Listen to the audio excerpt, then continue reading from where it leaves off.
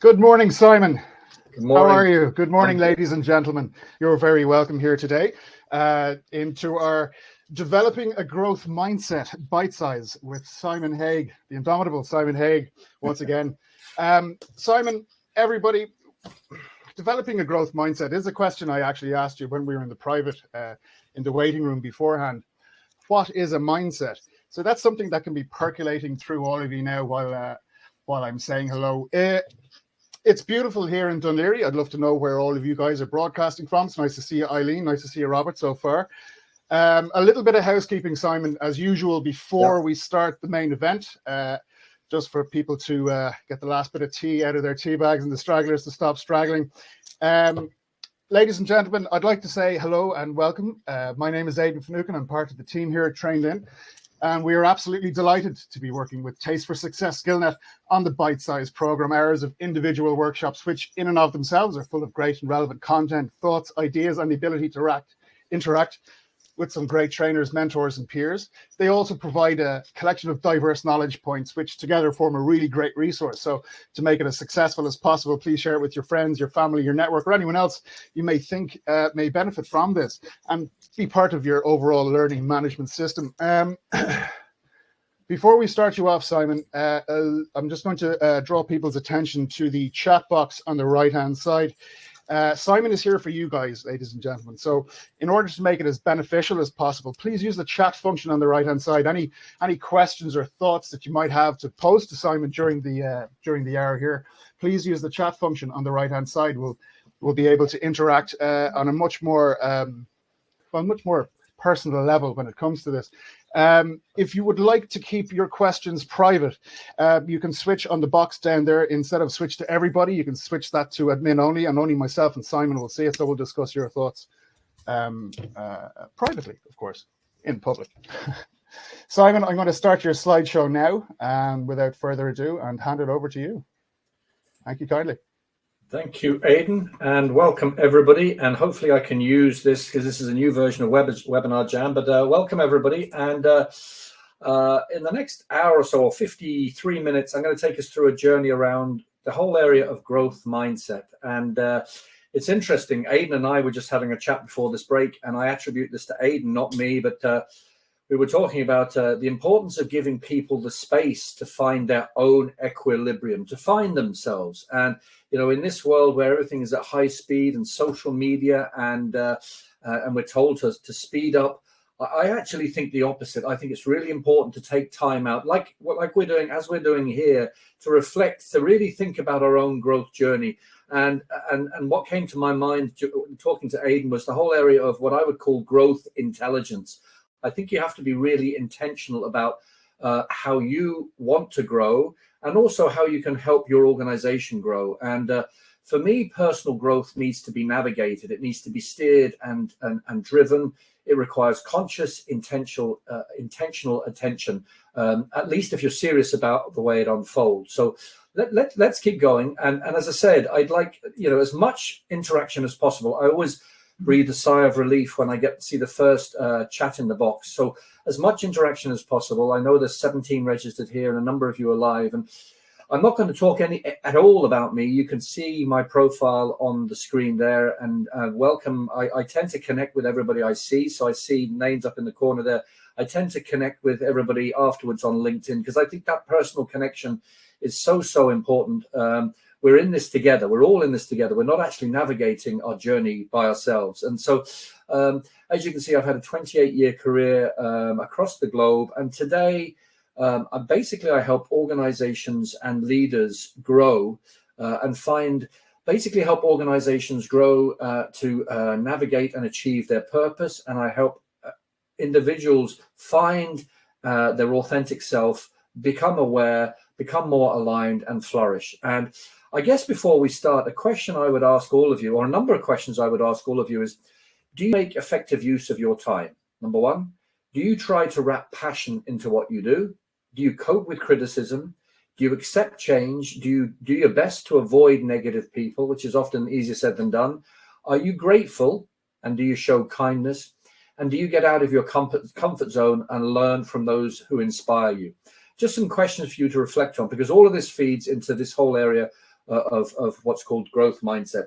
Before I go any further, there's the leading book on growth mindset is called Mindset by, no surprise there, by Carol, Carol Dweck, Dweck. That's the Bible, basically, of mindset. I also think this is a fantastic book, a book called Mind Power, Change Your Thinking, Change Your Life by James Borg. I actually got a huge amount out of this book. And so I don't know whether, Aidan, you can put those up. Mind Power by James Borg, B-O as in Bjorn Borg, Mind Power, and then Mindset by Carol Dweck. Really excellent books. Okay. And it's interesting, just this week I've been engaged by 2 organizations to provide training programs to their staff on the whole area of growth, motivation, and how they can improve their learning cultures. And learning culture is really important for those organizations. Developing a true learning culture rather than just having a learning and development or training culture is critically important for organizations to help foster what I call growth mindset.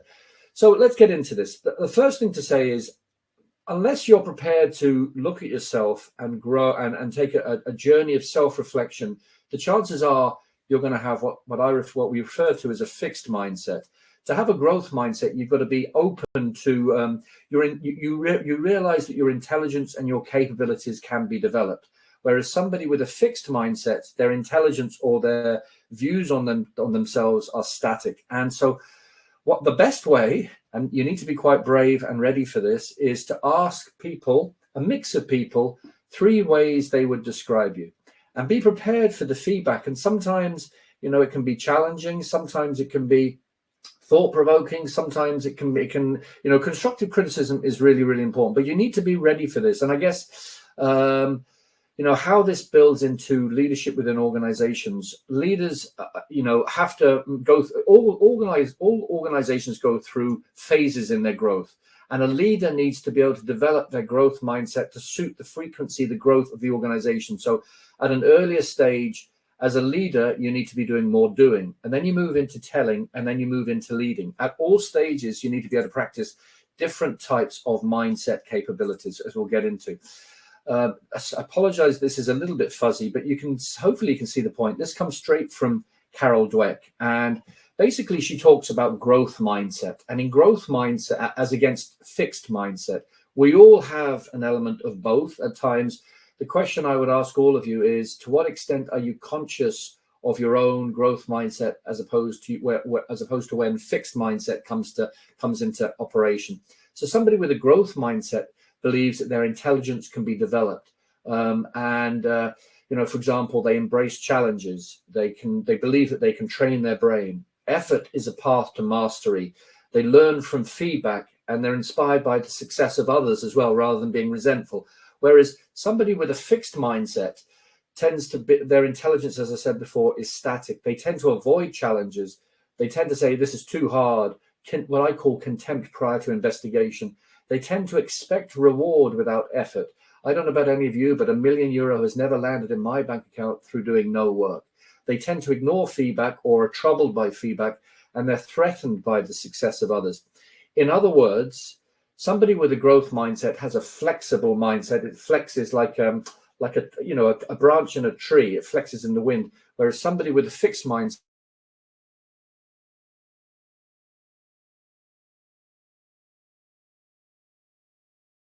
they can't cope. So let's just keep going. I was just distracted by a call that came in because I'm tethered to my own phone here. So something for you just to bear in mind. Just think to yourself, what can you do rather than what can't you do?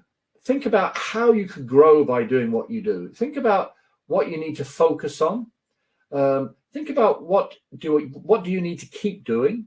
What will you do today? And how will you, think about what you can create in this time. At the end of the day, time is finite in our lives. And yet I always talk about, we all have potential. We all have potential. And yet there's this layer up here called opportunity. And the question is, and I'm fascinated by this, and I'm involved in a business that's going to be rolling something exciting out next year about bridging the gap between people's potential and opportunity, is how do we even know what our potential is? and to allow us to look for the right opportunities. And I think having a growth mindset, as you'll see later, allows you to have a better sense of your potential and get closer to matching that with some of the opportunities. I'm just conscious I've been talking for 10 minutes, so anything in the chat would be great. Any observations around any of this? I've mentioned those two books. Another great book is a new one that's just come out, is called, because patience and slowing down is a key part of growth mindset. And this book here, called The Long Game by Dorie Clark, Dorie Clark, really talks about the importance of having confidence in yourself, yes, but also being patient about the journey and not rushing this journey. Because sometimes if you're rushing this stuff, particularly if you want to be a thought leader, you can come across as too obsessed with yourself, too wrapped up in your own identity, too desperate, basically. So having that sense of self is so important. This is on the screen here. You can see that this is a questionnaire. When I coach people, I do a lot of coaching as well as training and consulting. I ask these questions. Number one, what are the 3 biggest growth-related changes you want to make in your life over the next 5 years? What 3 goals do you want to achieve in the next 3 months? How motivated are you in your work, personal life, and what motivates you? And what would you like your coach to do if you struggle with your goals? This really helps people, I think, focus on what I call sustainable growth, because at every stage in our lives, just talking to Aidan, then we have good days and we have bad days. And what sets apart those with a strong growth mindset from those who don't have such a strong growth mindset is the ability to absorb things when they come to us and realize that there's a bigger picture and just to keep going. And as it says here, sustainable growth doesn't just happen. It's nurtured, it's directed, it's minded, and it's protected. And the word minded, I think I put in there intentionally. You know, you need to mind yourself, you need to mind your mind, and you also need to mind your psyche as well. Really, really important. And alignment, I think, is a key part of growth, of a growth mindset. There needs to be an alignment of what I call 4 growth factors in our lives: our mindset, our leadership growth capabilities, our business growth capabilities, and our reputational brand growth brand resonance out there. And to truly excel personally, professionally, we do need to align all of these things together. Because if you feel, to build our confidence in effect, which feeds into having a robust growth mindset, if you've done the work on your mindset, but you haven't done work on your leadership capabilities or your brand or business, or if you've done work on your business capabilities, but you haven't looked at your mindset, are you really, really going to have robust confidence in your decisions? So this takes a lot of learning and development and time and patience. But conversely, don't be tough on yourself if you feel you haven't learned everything, because it's impossible to learn everything, right? You have to get a sense of enough, with a capital E, that I've learned enough, that I have a sense enough of myself, and just go for it. And be prepared to make changes and be prepared to absorb feedback and constructive criticism.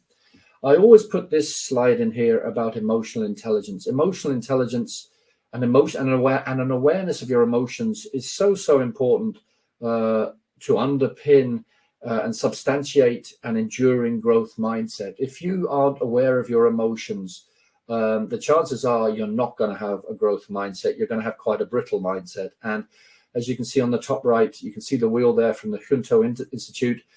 All of us here, Eileen, Robert, and Paul, and Aidan, and me, and all the others who are registered for this program, we all have probably dozens of those every day, those emotions every day. And having an awareness of those and what to do with them when you're feeling tearful, is it the right thing to hold it in, or is it the right thing to let it out? I would say be true to yourself. If you're on this journey of growth, be true to yourself. And if you need to cry, cry. Obviously choose times to do this, because we're interacting with each other and there are all sorts of things about perceptions and reputation, etc. But don't deny your own emotions. That's so important. Once you're getting into the business of denying emotions, as I did for years and years and years, you can read, there's a website, mindsetandmindfulness.com. I'm a co-writer, developer on that website, and you can see my own personal journey of self-denial and hiding behind my own, what I thought was the necessary persona to have out there, which was a corporate one. And ironically, by hiding behind that, I wasn't achieving the very things I wanted to achieve, which was connecting and doing the work that I do today. So we all have a choice. Growth zone, having a growth mindset is one thing. So you've got to set your growth mindset and embrace, as I said before, embrace challenges, learn from feedback, be inspired by the success of others rather than feel threatened. That's having the mindset. But you've also got to put this into action as well. And so there's no point in reading these wonderful books and saying, right, I have a growth mindset. You might be aware of what a growth mindset entails, but to actually have it and to utilize it to your benefit and for the benefit of others, you've got to put it into practice. And so you need to be able to figure out a way of, in practical, gentle, safe, nurturing ways to push your own growth zone. And so move from your comfort zone. We're all in a comfort zone at times. I've actually found it really, this year in particular, 2021, it's very easy for me just to get out of bed, have some breakfast, get some clothes on, and then hit my screen and do training or coaching or even consulting online. And I've been doing that successfully, very successfully this year. But there are times when I just have to get out, and I just have to force myself to get out and do something different. So we need to find ways to move from our comfort zone through our fear zone, which we all have, into what's called the learning zone, and then into the growth zone. And something to really, emphasize here is that this isn't just a simple process. I've had lots of people in various programs say, well, Simon, it's not a straight line. It goes round and it comes back and it topsy-turvy, etc. Of course, that's life. Life takes various different turns, but as long as you have a strong sense that you're putting one step forward each day, and you're not, as the Buddhists say, you're not attached to the outcomes of what you're striving for. You've got plans and goals in place, and you're putting one step in front of the other. But don't expect things to come to fruition. If they don't, then you can take a different journey slightly. You can morph the journey, and that's being flexible in your growth journey. Any questions? We're kind of a quarter of the way through, and I'm very conscious I've been gabbering on for 15 minutes. I'll keep going otherwise. This comes from Dave Ulrich, Ulrich. He's the father of modern HR, and I know him well. In fact, I'm launching a program next year. If any of you are interested, you can see on my LinkedIn, called Optimizing Your Growth Journey. And I'm very lucky to have some of the world's leading thought leaders involved. People like, I see you there, Aidan. It's good to see you. I hate interrupting, so I put my camera up to just let you know I have a question from the floor from one of our attendees. But how would you encourage people out of a false growth mindset, i.e. people who believe they have a growth mindset but are often in their own comfort zones? That's a great question. I think it really is, isn't it? Yeah. I'll leave that with you. I think it's, I think, you've really got to ask them questions around why they believe that they believe what they believe. What is it? How do they substantiate their belief that they have a valid growth mindset? What is it? Show me the evidence, basically, and show me the feedback, show me the results. Describe to me how content you are with what you believe you're doing. So I think it's really provoking thought in the other person about, I think a lot of us are kind of almost slightly in denial about our own journeys, and it's very easy to feel that we're in a growth journey. But I think if that person isn't getting uncomfortable at times, then the chances are they're not truly in a growth journey. Like I regularly now push myself to feel uncomfortable. I'll get up on stage and do keynotes. I'm now a co-host on a radio show. I reach out to people like Dave Ulrich and other thought leaders to become part of my training program next year. And with the realization that the chances are they're going to say no, right? And so luckily they all say yes right now. But I guess it's asking them to notice their reaction when people say no, I guess. Really provoking them to have a look at themselves. If that makes sense. I can definitely talk about that more offline because there's a huge amount in that question, but we don't have a huge amount of time. But it's really asking for substantiation as to why they believe that they're in a growth zone, and I guess asking them about why they believe they have a passion. What's their true purpose? Do people get a sense of the passion and purpose? And how can you demonstrate back to me that people have a sense of that passion and purpose in you? Those kind of questions. Okay, let me just keep going. So I mentioned Dave Ulrich has come up with this, and I think this is really important to mention that, some people can come onto a program like this and go away and say, right, I'm going to read all these books and I'm going to focus on all my intellectual agility and become an expert in growth mindset. I think it's really important to say, again, you need to slow down and you need to work on these 5 aspects of yourself for people to really get a sense that you're on a growth journey. It's interesting, I put my marker out there to the world a couple of years ago, and I'm described as the growth strategist. And I thought, at the time, this is a bit highfalutin, but I can honestly believe I work on all these areas. I do have a spiritual foundation. I do have a social network. I'm very aware of my emotions. Some are more challenging than others. I work my hardest to develop my intellectual capability, and I mind my mind, body, and soul, basically. And I think it's really important to have that sense of balance. It's harder said than done when you're a bit of a workaholic than I am. But having a growth mindset means being balanced as well. That's important. As is having a sense of why people give up. This is really interesting. I posted this on LinkedIn about 6 months ago now, and it's been the highest. I've had about 110,000 views of this image and a post that I put up about why people give up. And we are mawkishly interested in other people's failures, more so, I think, than truly looking back to that question, truly looking at what it is that we're doing in our life. What is our potential? What is your potential? That's my question to all of you. What is your potential? Nobody teaches this stuff. We're not really taught this at school. And there are ways. I'm launching a program next year around how people can roadmap that potential without giving too much away. Finding ways of determining what your strengths are, what your capabilities are, but also your triggers and your shadows and all these negative thoughts. We all have positive and negative thoughts. Finding a way of calibrating that and creating a form of framework for growth, bearing in mind that it's going to flex, it's going to sway. A bit like when you walk a dog, it suddenly pulls for a lamppost. Things are going to go off. You might get sick one day. You might have a bereavement, whatever. But as long as you have a sense that you're on a channel journey, that's what a growth mindset requires. And that constant self-reflection. Am I deluded? How can I prove to myself? How can I write down in a sentence to somebody else that I'm not in my comfort zone? That's important to really challenge yourself on that.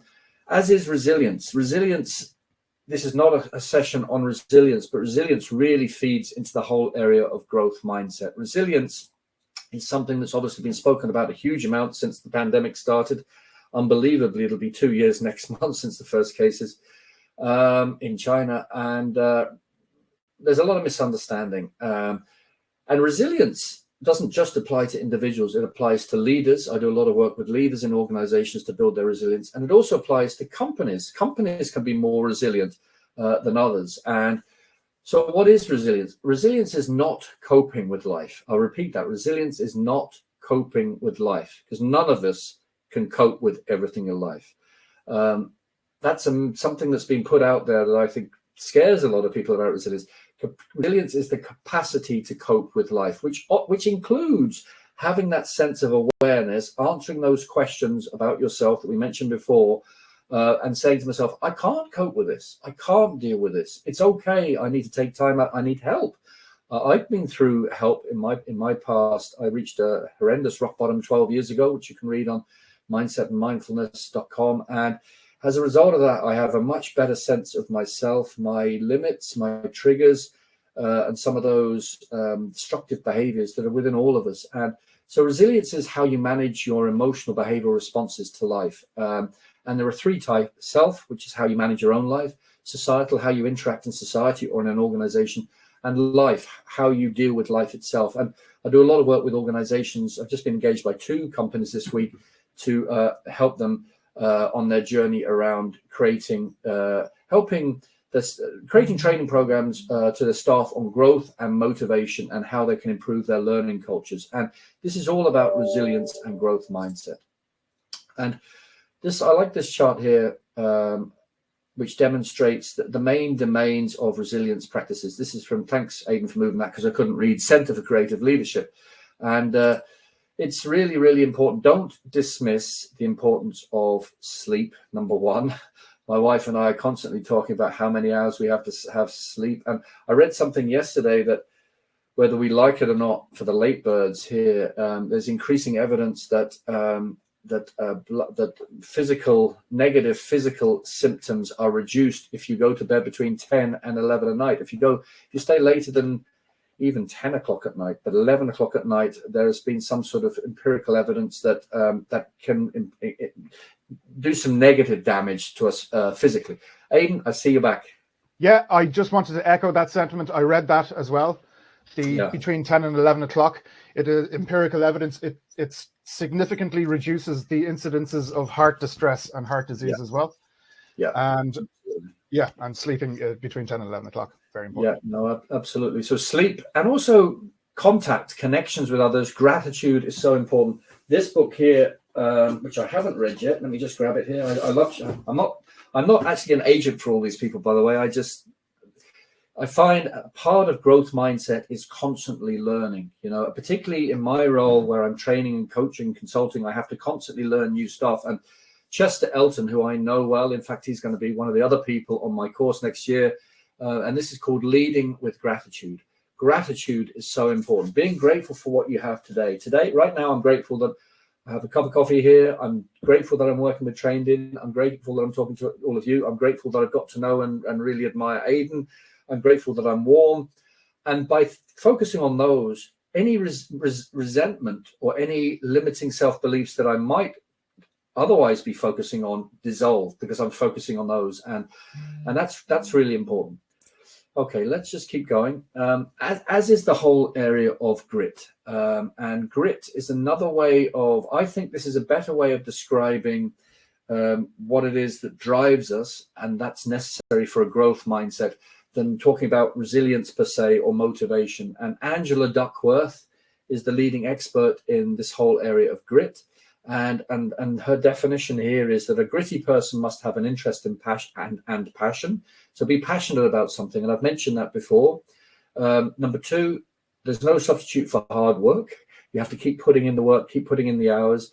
Number 3, they need to understand their purpose. Why are you here? Why are you doing what you're doing? Alternatively, what do you really want to do? I've only found my purpose in the last 2 years, and that's to make seemingly complicated concepts around mindset, leadership, business, and brand growth. I try to make them as simple as possible and then pass the message on to help improve other people's confidence. Try and demonstrate that this stuff is not as complex as we've otherwise been led to believe by organizations and thought leaders in colleges and school. Most of this stuff is common sense. And yet we've been living in such a busy world that we don't allow ourselves to slow down and just focus on common sense stuff like, do you have a passion? Do you work hard? Do you understand your purpose? And do you have hope?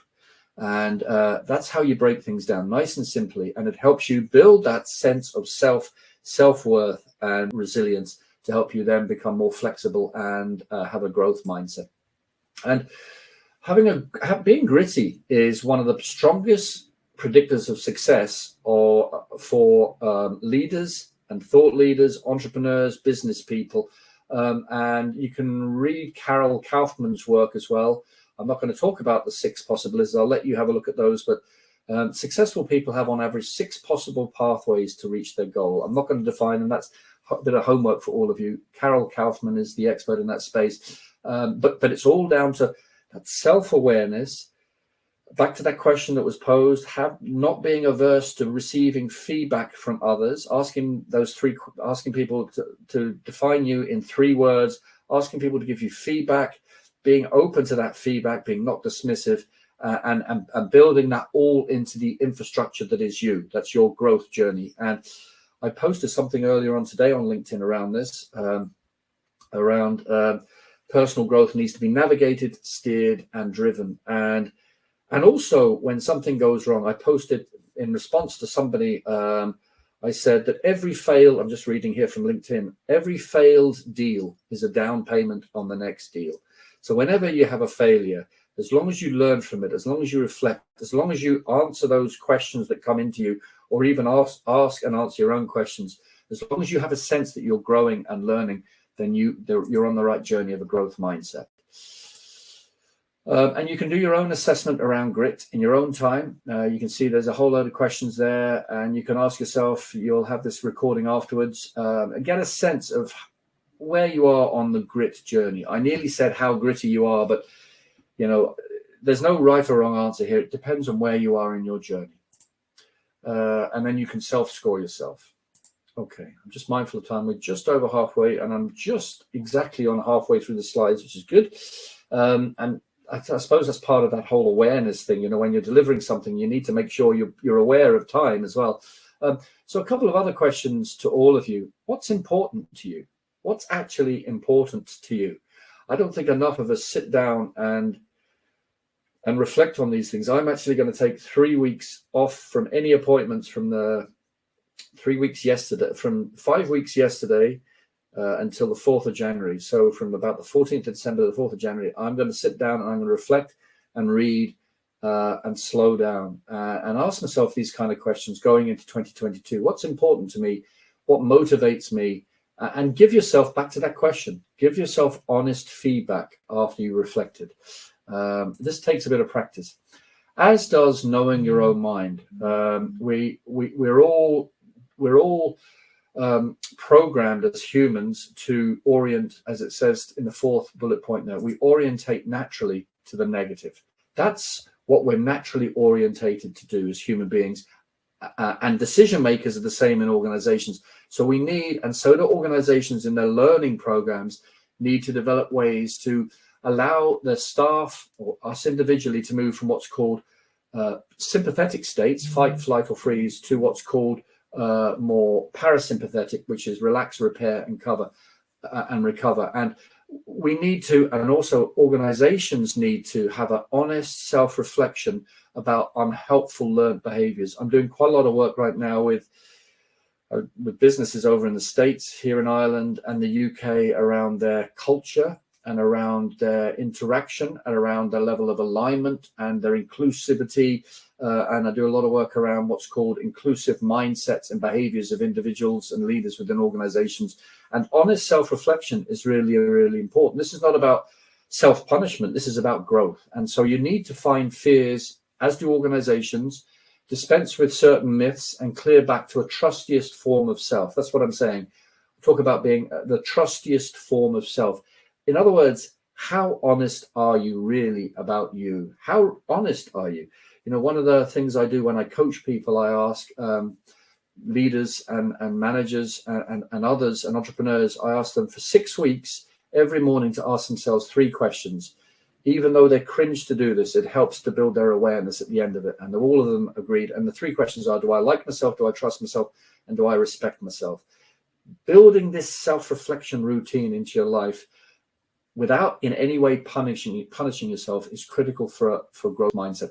And you mentioned before, Aidan, about what mindset is. Basically, from my perspective, a mindset is the intention you set to make change, or the intention you have to do something in life. That's what mindset is.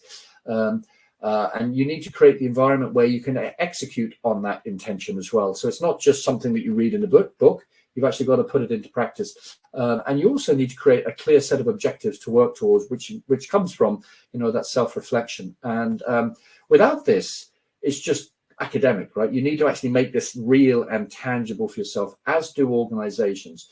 And I do a lot of work around how organizations can break this down into various methodologies to pretty much guarantee improved productivity and brand value, and if they do the right things, profitability as well, and morale and attrition and retention.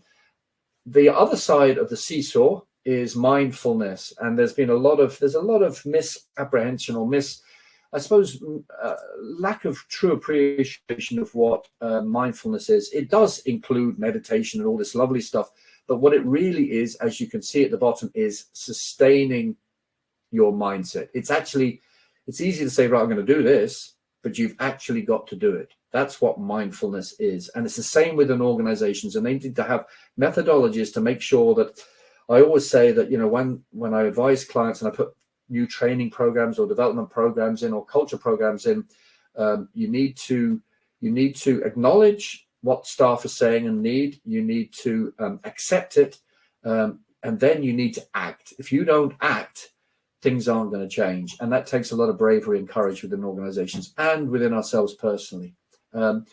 Just something just to flag here is the whole area of mindset. That's where it all starts. Everything starts in our brains. Everything starts with our thoughts, which is psychological. In other words, it starts in our minds, and this is what we think, right? And that includes beliefs. A belief can be can be shaped from cultures. It can be shaped from our family. It can be shaped from where we come from, and it's part of your thought process. But it's something that we anchor our belief system into. So everything starts with our heads, and then it moves into the way we feel, and that's the interaction of our mind and our heart. That's, in other words, our emotions. Then that moves into our body, our behavioral patterns, and then physical symptoms as well. And so if you find a way, that's why it's so important to start with the mind power, right? And this is an excellent book. It's really practical examples of all the different things you can do to really have a sense of your mind, look at the past, look at the present, and look at the future mind, and really put in the practical steps about how you can almost, for want of a better expression, not reprogram, but re-navigate your mindset about things. Positive focus is a key aspect of a growth mindset, and we are what we think and who we associate with. If we spend 60 odd days, which is the amount of time it takes to build a habit with negative people, the chances are we're going to feel and behave and think. Remember those 4 stages: thought, feeling, physical symptoms, and behaviors. Your chances are you're going to be like that as well. So you need to connect with you need to challenge yourself and connect with people who are going to be positive, who connect with people who really have something to say, connect with in a positive, decent way. Connect with people who are ambitious about learning, and be courageous about this. Really force yourself out of that comfort zone. And I meant, yep, Aidan.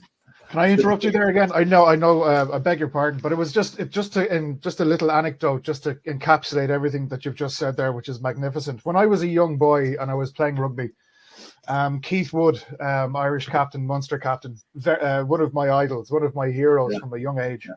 He was asked a question once by a reporter: the amount of sacrifices that you have to make in order to reach the elite level, all the things that you have to give up. Does that ever bother you in any way or shape or form? And Keith he didn't balk at the question. He just kind of accepted it as it was. He goes, there's the difference between me as a professional elite sportsman and yourself as a journalist. I don't look at what I did as a sacrifice, something to be looking over and pining away at as I miss it while I'm doing something else. These are just normal decisions that I have to make in order to achieve my goal, which is to be a captain of Ireland, to be captain of Munster, and to win the Heineken Cup at the time. And it had such that one statement by one of my heroes 20 years ago had a massive impact on me. It still does today, because I'm still I'm telling this anecdote 20 years later. Yeah. It showed for me exactly what a mindset is, and it doesn't matter if it's rugby. You're either going to get a Star Trek analogy from me or a rugby analogy from me. It doesn't matter. It's all the same. But the very fact of the matter is, and it just dovetails lovely with what you just said there, like things that we need to do in order to achieve a goal aren't just sacrifices. It's the mindset that we have about how we're positive, focusing on all the positive things that are going to, the step-by steps that we need to get there to get to our goal, and not to be looking over our shoulder. What kind of grass is greener over there if I do this or I do that? Like it's absolutely. just to segue that in there. Forgive me. I 100% agree with that. And, while you're there, Aidan, I mean, I don't mind talking about my past. I was in despair 12 years ago. It was a very dark place. And it was Marshall Goldsmith, who I'm blessed to know, and he's written a couple of books, the world's #1 leadership thinker. And 2 years ago, March last year, I said to him, I'm struggling. I'm not getting the recognition I want to have as a thought, as a bit of a thought leader. And he said, you need to match your confidence with your capability. And I'll never forget that. And he just said, don't be looking over your shoulders about the failures from the past. Don't be worrying about, he used the analogy of, you're on a slip road onto a motorway, and don't be worrying that all these other thought leaders are zooming down here. As long as you're going forward, that's the key. Because eventually, if you're saying and doing and thinking the right things, you will see that the traffic in the motorway will comparatively slow down and you'll catch up. And I love that, that slipstream on the motorway analogy. So just keep going forward, right? And be honest to yourself. Absolutely. Cool. Keith Wood has no idea he had that impact on me when he said those words 20 years ago. I've no idea how many other people heard those words from him and have adopted those kind of positive aspects with regards to their mindset. But he did. Yeah. By speaking his truth and just being true to himself, as you so wonderfully highlighted. I'll leave you to it. Sorry, Simon. I beg your pardon. Perfect. No problem. So we have another 15 or so minutes, and we're going through perfectly. So I've mentioned habits. The chances are you're not going to continue to be on this growth mindset journey if you don't, if you're not aware of your habits. And we all have positive habits and we all have negative habits, and we need to focus on those habits that I mentioned before around resilience, grit, positivity, alignment, being aware of your emotions, not hiding behind your emotions. You really need to intentionally and constructively build habits around those. And so, for example, today I actually consciously went and sat on my sofa for 10 minutes with a cup of coffee, which I'm pulling back on. I only have 3, maximum 4 a day, whereas in the past I'd have a lot more than that, and I'm still aware I need to cut that back.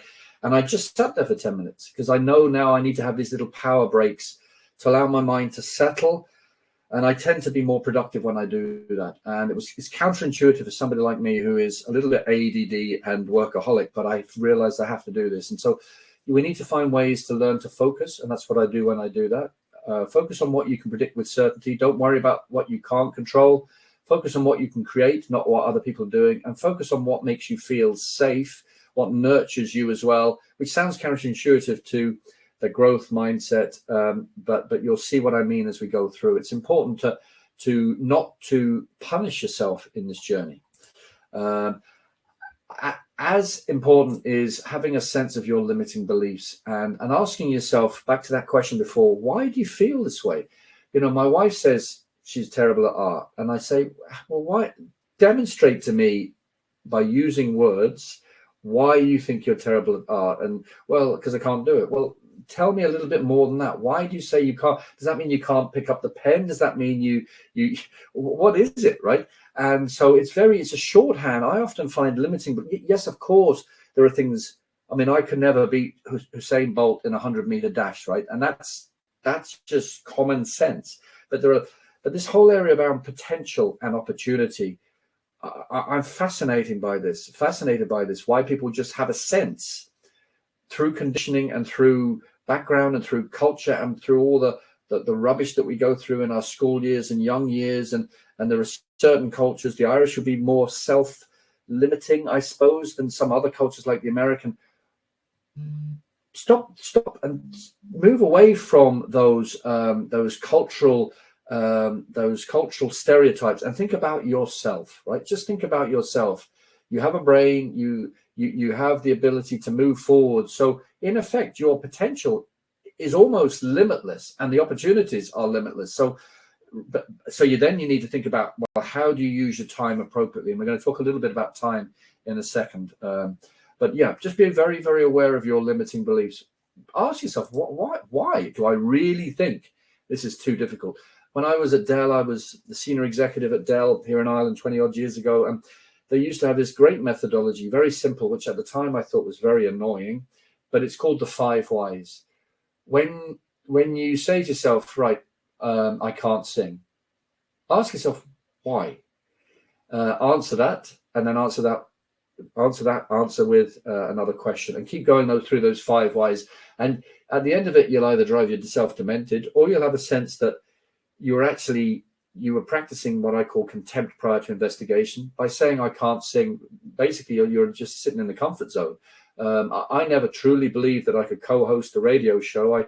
Because I've always lacked confidence in talking without notes. And I'm great when I'm on a stage with notes in front of me or prompts or whatever, but just talking impromptu, I never thought I could do it. And today I love doing it. But I used to say for years I could never do it. So just ask yourself those 5 ways. And it's important to change negative beliefs to achieve success. The chances are you're not going to have a truly unencumbered growth mindset, and you're probably not going to reach your true potential if you want to remain in negative beliefs. And I'm very careful about what I say here. There are some people who, woe is me, it's and I can't deal with this, I'm never going to change, I'm never going to improve. Well, contempt prior to investigation. The chances are most of us can improve if we really want to improve, and that's part of that growth mindset journey. And Carol Dweck talks a lot about that in her book. And I guess what's really important around all of this stuff is awareness. And I put this slide in every presentation because awareness is the core of it all. I mean, if you don't, I love looking at that image of the person looking out of the sea. I was in a very, as I said, dark place 12 years ago, and I needed a lot of help. And I spent 3 or 4 months going through a lot of help. And during that time, I spent a lot of time just in nature and reflecting that I'm just one of 8 billion living creatures that are called humans, and there's plenty of other creatures on this planet. And why do I beat myself up? Why do I have limiting beliefs? Why do I think that woe is me when really I'm not that special, right? I'm not that special on the one hand, and people aren't out to bully me. I'm not that sense of, oh, woe is me, or I can't cope. That's actually self-centeredness when you think about it. It is a form of self-centeredness. So stop thinking those things and think, well, I'm one of 8 billion. Life is here to be lived, and go for it. And that was a huge awakening for me. And it's been a journey, and it'll always be a journey. So having that sense of self-awareness and situational awareness, what's going on around you? What are people saying? Now, don't get hung up on that. What other people think of you really is none of your business. It's their business. What you think of you is what really matters. Of course, you need to be mindful, and you need to have a situational regulation. If the feedback from those 3 questions are, well, as a leader, Simon, you don't listen, then you do need to take that on board. But don't take things personally if you can help it. And I mentioned time. I guess this is one of the main reasons why most people don't really get on board and continue this growth mindset journey. And it's this P word, procrastination. It's very easy to say, well, I'll start tomorrow, I'll give it a go next year, I'll start on the 1st of January next year. Well, every day, when you think about it, there's never, I don't want to sound morbid here, but there's never going to be a 10th of November 2021 ever again in all of our lives. It's never going to happen again. And I don't say that to be negative. I'm just saying today is the best 10th of November of 2021 in our lives. And try, the old Mars advert, work, rest, and play. Try and owe it to yourself today to do some work. Owe it yourself today to take some time out and rest. And owe it to yourself today to play, to have a laugh as well. And so, don't feel overwhelmed by all this, as you can see there. Don't feel overwhelmed by fear of failure, or I don't have enough passion, I can't do this. Just 1% improvement each day in whatever little aspect of your life, whatever it is a step forward. And there are no shortcuts to success. It's that constant awareness that you need to just be constantly moving forward. And when something hits you, okay, you move sideways for a bit or even backwards for a bit, but always think, am I on this journey going forward or not? And, you can avoid procrastination by deleting things. In other words, as Eckhart Tolle from The Power of Now says, you can amend, avoid, or accept. There's only 3 solutions to everything that comes to us in life. We either try and amend it, change it, might be get another job, or avoid it. It might be just put your head down and carry on, or it might, or which might be, amend might be, change your job internally. Avoid might be leaving it, or accept it might be just let it go and just carry on. And we all have those 3 choices. And same with procrastination. Sometimes you need to just delete things, just move on, or delegate, or just do it. Ask for advice, break things up, create deadlines for yourself. The 15-minute rule, just break things down, and remove distractions. It's so easy to be distracted in this world of social media. And then just coming towards the last 5 or so minutes, how this feeds into leadership. I work with a lot of leaders, and leaders are just people, right? We're all leaders. I think there's this highfalutin assumption that leaders in an organization are something special. They're not really. They're just human beings doing their job. In fact, a leader is only a leader if they have followers, and to have followers, you need to have that sense of awareness, and people need to believe that you have a growth mindset, that you're inspired, and you're going to inspire others. And so to have a leadership growth mindset, in fact, this one slide is a whole 12-session course in itself, which I run. You need to have an awareness of your emotions and limitations. You need to learn to see life and business as it is, not how you wish it to be. You need to be open to ideas and be prepared to be questioned by others as well. Navigate your impact on your current situation. And so just to have that constant, it's a constant journey, as you can see from the arrow, and then goes back and goes round and round. And it's a constant journey of reflection. Clarity and single-minded determination is really important as well. This doesn't mean being pig-headed or ignorant or deluded. It means once you've got a sense of the journey you're on, and you're willing to take the feedback, and you're willing to be flexible, and you're willing to take the knocks and keep coming back up, you need to you owe it to yourself not to remain in an agitated state, but to move into a calm state, as calm as you can be, and the best leaders are calm, compassionate, and courageous. And calmness is something that I don't think we talk about enough, but calmness is so important. Forcing yourself to take time out and to be calm and to be measured and reflective, so important. And then just bringing it kind of to an end, if you want to have a growth mindset, you need to work on yourself. And there are 3 main ways of working on yourself. You can work by doing things. And yeah, as you can see on this slide, roughly 70% of the way that we develop as human beings, that we grow, is through doing. So there's no, you often hear people saying there's no substitute for actually doing something. And so if you really want to start stretching yourself and growing, there's all sorts of things you can do basically, rather than just read or learn. And there's a list here. The list is millions of times longer than this here. That you can deputize, you can facilitate meetings, you can do what I'm doing here. You can do training online. You can bite the bullet and do something that you never thought you could do, like a radio show. Whatever it is, you've actually got to be in that physical state and feel the butterflies and the nerves, and then you're doing, right? That's the most important thing by far that you need to do if you truly are serious about being on a growth mindset journey. It's followed by developing through others. So, doing something like this and being interactive as you can, and budding up with co-workers, getting mentored, being prepared to take feedback, and truly wanting to take that as constructive rather than destructive. So developing yourself through others is critically important. And then finally, through learning. Learning is really, really important because it's the bedrock of development.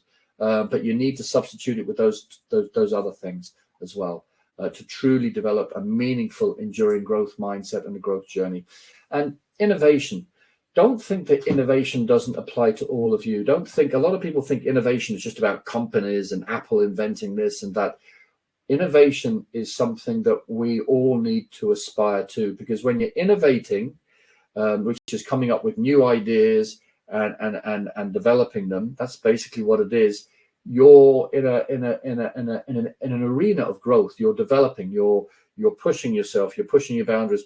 Somebody that I've done a podcast with called Steph. I won't mention any names. In Germany, she has this statement: success is in the space between.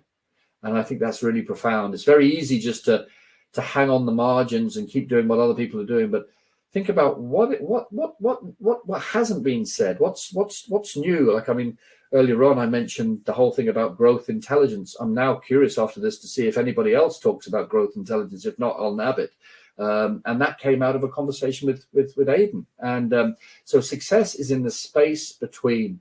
And then the question is, can you navigate a journey to bring something to fruition? And you need to be doing these things. You need to have imagination. Don't, I remember at school you were told off for daydreaming. Of course, you need to pay attention in class, but really daydreaming and ideas generation and pattern recognition and taking time out to do that stuff is so important, as is what we've mentioned before, drive, being optimistic, resilience, and having determination, which has been the core of what I've been talking about, as is curiosity. Having an eagerness to learn, being inquisitive, being honest, and honesty not just with others, but probably as if not more important with yourself. Are you being truly honest about yourself, what you really want? And then finally, attitude, positivity, embracing change, and being proactive. And I'll just finish with this, Aidan, because we've got a few minutes. Albert Einstein's quote: if you always do what you always did, you will always get what you always got. And I think that's lovely. Okay, Aidan, I know that was a whistle-stop tour on growth mindset. It's fantastic. The last little bit that you might reminded me as well. Another one of your expressions, if I can get it right, I hope it's the distance in between stimulus and response. Therein lies sanity as well. That's right. And that always is a very good parallel with regards to slowing down and actually to make one take a breath and be able to find that truth and how you explain it to yourself and to everybody else as well. I know that it's nearly time to go, and I just want to just go back to Robert's. Spencer left something in the chat, and it was a very very introspective statement. So it was. So I'm going to read out Robert's text. If you my brain just stopped there. I beg your pardon. So Robert says, for me in the past, I would look at an expert like yourself and simply think of you as a thought leader and not to push myself to grow into an expert. And then on reflection, revering an expert and not be inspired to take action is a fixed mindset. Mindset. I didn't have my chat box on, so I didn't see that. But I think that is profound now, Robert, because that's exactly the journey I've been on. When I spoke to Marshall Goldsmith March last year, and woe is me, I'm not getting the recognition. And he said, you just need to knuckle down and go onto this website, globalgurus.org, and interview all these thought leaders, which I did on podcasts last year. And lo and behold, Christmas last year, I got a lot of accolades from Thinkers 360, etc. And I've realized that I was assumed that I could never. I was assumed I was at the end of a pathway looking at this big mansion house down the road with all the thought leaders, and I could never get there.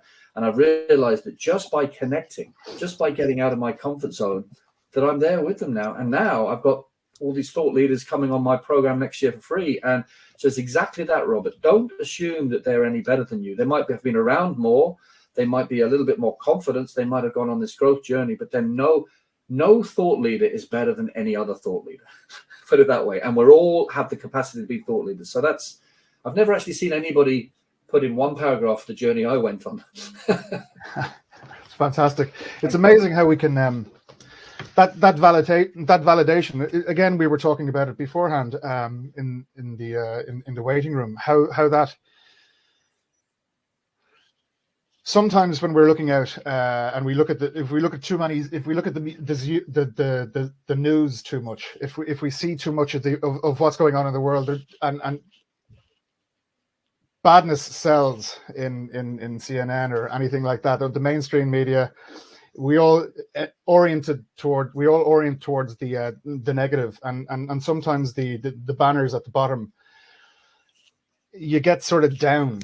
But then when I'm on situations like this, when I'm speaking to yourself, when I'm speaking to some of the other wonderful peers and mentors that we have on this, I know that we're all going to be okay, because the information and the empathy that you exude when you talk to I know I'm going to be okay because I know you, and I know that people like yourself and thought leaders, like, sometimes we just need to show people what they can do themselves, and just to actualize themselves. Like, you're all going to be okay. You're all brilliant, and you've absolutely no idea what you can do. You really don't. And it's up to you to grasp that fact and go for it. Nobody else is going to save any of us other than ourselves, and we have a choice. I could quite easily have gone down 12 years ago. I could quite easily not be here, and I made a conscious choice to grab onto hope. And then I've been very lucky to meet the right people, but I haven't been lucky. I've made my own luck. You know what I mean? So it's a journey of self-reflection, self-awareness, and constant growth. It's fascinating. Absolutely. It's fascinating. The potential in all of us. I think there are powers that be who are just letting us all sell us all a little short. And I think the most important thing we need to do is just to celebrate each other and to show how absolutely magnificent we all are and what we can do. It's a minute past 11, sir. It's again an unfortunate situation where I have to say goodbye, and that is the end.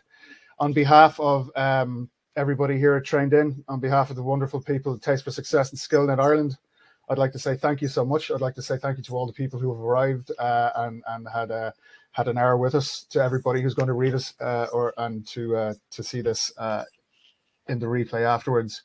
I hope you get as much out of this as we all have. Thank you all so very, very much. And Simon, again, thank you all. Thank you so very much. Thank you. Thanks, everybody. Thank you. Take care. Bye. Bye. Bye-bye now, guys. Bye-bye.